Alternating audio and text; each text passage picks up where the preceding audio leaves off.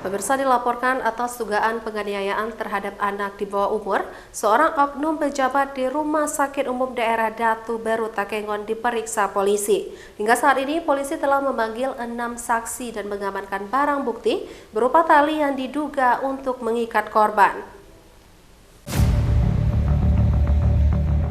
Seorang oknum pejabat pemerintah berinisial IW yang menduduki jabatan Wakil Direktur Rumah Sakit Umum Daerah Datu Beru Takengon, Aceh Tengah, terpaksa berurusan dengan penegak hukum setelah dilaporkan melakukan penganiayaan terhadap 2 orang anak yang masih di bawah umur. Kaur Bin Ops KBO Satuan Reskrim Polres Aceh Tengah mengatakan saat ini laporan tersebut sudah dalam proses penyelidikan pihak kepolisian Polres Aceh Tengah. Dalam penyelidikan kasus ini, pihak penyidik telah memanggil 6 orang saksi, termasuk 2 korban untuk mendapat keterangan lebih lanjut. Sementara IW telah dipanggil penyidik sebagai terlapor pada Jumat siang 10 November 2023. IW diperiksa di ruang unit 4 perlindungan perempuan dan anak yang berada di lantai 2 gedung Satreskrim Polres Aceh Tengah sebagai terduga pelaku. Dari penyelidikan sementara untuk terduga pelaku ada 2 orang, yaitu IW dan ibunya.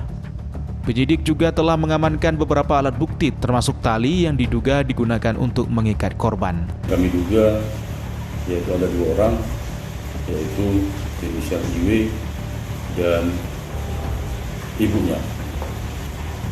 Kami sedang melakukan pemeriksaan oleh terlapor atau terduga berinisial IW terkait dengan kejadian dimaksud, yang sampai saat ini kami telah melakukan pemeriksaan terhadap saksi-saksi, baik saksi korban maupun saksi lainnya sebanyak 6 orang.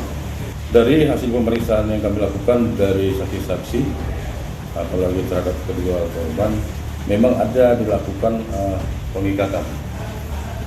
Dan untuk sementara bahan yang mengikat daripada tangan korban ini akan kami sita. Kasus yang menjerat pejabat pemerintah ini terjadi di kafe miliknya pada 3 November 2023 lalu di Desa Simpang 4, Kecamatan Bebesen, Aceh Tengah. Pihak kepolisian masih terus mendalami dan mengumpulkan bukti-bukti lain yang dibutuhkan untuk proses hukum selanjutnya. Dari Kabupaten Aceh Tengah, Yusradi, iNews melaporkan.